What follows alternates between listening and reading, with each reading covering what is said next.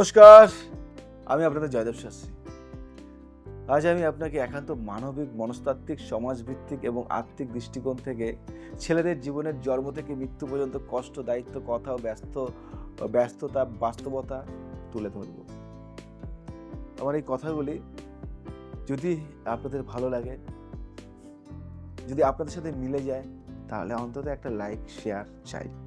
জন্মের পর থেকে শুরু হয় মূল্য চাওয়ার খেলা। ছেলের জন্ম মানেই বাবা মায়ের চোখের প্রত্যাশা, বড় হয়ে সংসারের দায়িত্ব নেবে। ছেলেটা আমাদের বংশের আলো হবে। পড়াশুনো করো, কিছু একটা করো, নইলে লজ্জা হবে।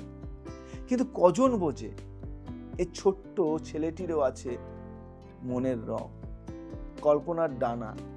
সে খেলতে চায়, উড়তে চায়, গাইতে চায়। তবু ছোট্ট থেকে বলা হয় ছেলে মানে শক্ত, কঠোর, ছেলে মানে জোশ, ছেলে মানে পাওয়ার। কৈশোরের গোপন কান্না, প্রকাশহীন ভয়, শুনবে সেই কান্না? বন্ধুরা খোঁটা দেয়, মেয়ে হলে না হয় মাফ করতাম। চোখে জল আসলে বলে তুই ছেলে না কি রে, তুই ছেলে না কি রে। ছোট্ট ছোট্ট ভুলে শাস্তি আর আবেগে অবিশ্বাস, নিজের দুঃখ কাউকে না বলে গিলে ফেলে চুপচাপ। এমন এক পৃথিবী যেখানে ছেলেরা শুধু ভূমিকা পায়, চরিত্র নয়। যৌবনে প্রেম, প্রতারণা ও দায়িত্বের দ্বন্দ্ব। যখন ছেলেরা ভালোবাসে, তারা গভীরভাবে ভালোবাসে, কিন্তু ভুল হলে একাদশী হয়। প্রতারণা সহ্য করে, তবু মুখে কিছু বলে না। কেননা বলা যাবে না, সমাজ বলবে তোর তো কান্না মানায় না। তাদের হৃদয় ফেটে যায়, তবু চোখের জল আসে না, কারণ চোখ শুকিয়ে যায় দীর্ঘদিন আগে। একটি কবিতার অংশ আমি বলবো, ভালোবাসি বলিনি কিন্তু হৃদয়টা পুরোটাই দিয়েছিলাম। তবু শেষে বলল তুই তো ছেলেই, অনুভব করিস কোথায়। ছেলে, তার জন্য অনুভব হবে না, অনুভব করতে পারবো না। এটা কি? যখন প্রাপ্তবয়স্ক, পরিবার মানেই তার কাঁধের ভার।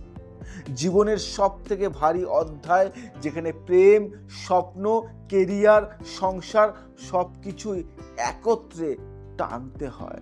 সে চাকরি খোঁজে, ব্যর্থ হলে দায়ী হয়। সে সংসার গড়ে, টাকা কম হলে উপহাস পায়। সে নিজেকে ভেঙে গড়ে, আবার গড়েও হারিয়ে যায়। এই সময় কেউ পাশে থাকলেও থাকে নির্ভর করার জন্য, নোট বুঝতে। সে নিজে খায় না, কিন্তু স্ত্রীর, পুত্র, পরিবার যেন অন্নে থাকে। এই পুরুষটি তাই প্রতিদিন একটু করে নিজেকে গিলে খায়। বৃদ্ধ বয়সে একাকিত্ব, উপেক্ষা, অবসাদ। জীবনভর লড়ে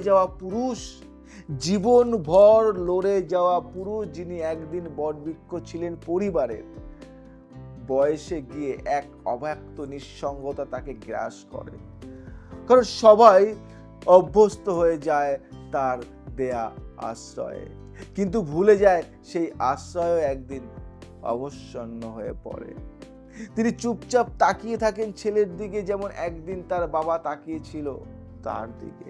পুরুষের কষ্ট কেউ বোঝে না।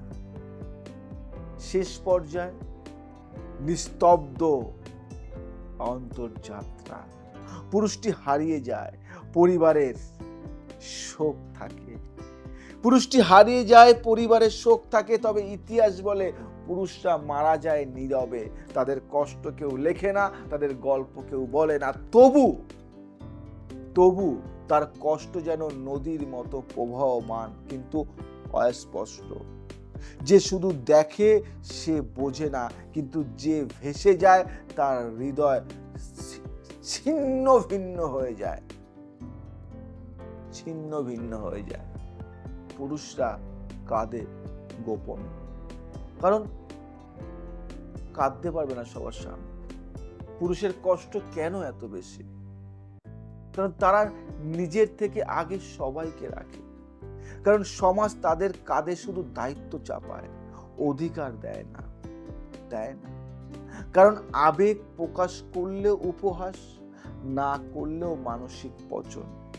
কারণ তারা রক্ষা করে সবাইকে, অথচ নিজের ভেতরেই ভাঙে। পুরুষরা কাঁদে, কিন্তু লুকিয়ে। পৃথিবীর সবচেয়ে কষ্টকর পুরুষ, শুনবে? একটা কবিতা বলবো, অজ্ঞাত এক পুরুষের আত্মকথন।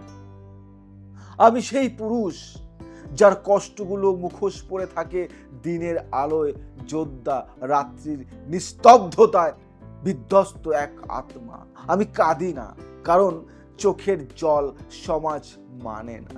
বললে বলে তুই ছেলে, দুর্বল হবি না, তাই আমি শক্ত হওয়ার ভান করি।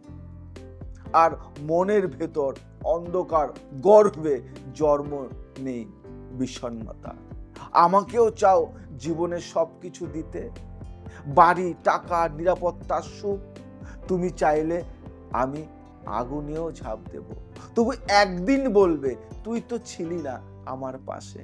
তখন আমি হাসবো, কারণ আমার উপস্থিতি কখনো শব্দ করে না। আমি ভালোবাসলে নিঃশেষ হয়ে যাই। তবু সেদিনে শুনি তুই তো কিছুই বুঝিস না।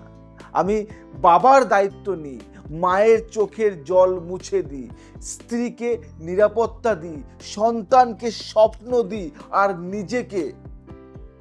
আমি নিজেকে হারিয়ে ফেলি কবে সেটা আমিও জানি না। আমি নই কোনো কবিতা, আমি সেই কলম যা লিখে যায় হাজার প্রেমের গল্প। তবু কেউ একবার জিজ্ঞাসা করে না এই কলমটাও কি একটু বিশ্রাম পেতে পারে? আমার জীবন খাঁটি লোহা, ভেঙে গেলেও কাঁদে না, জ্বলে গেলেও আলো দেয়। আমি সেই পুরুষ যার কষ্ট লিখে যায় ইতিহাস, তবু পৃষ্ঠার নিচে চাপা পড়ে যায় আমার কান্নার শব্দ। আমি কাঁদি। পৃথিবীর প্রতিটি নিঃশব্দ যোদ্ধা পুরুষকে, যার কষ্ট কেউ বোঝে না, অথচ তিনি সবার বাঁচার কারণ। তাদেরকেই আমি উৎসর্গ করলাম আমার এই কবিতাকে। নমস্কার। ভালো লাগলে শেয়ার, লাইক, কমেন্টস অবশ্যই করবেন। জয় শ্রী রামকৃষ্ণ।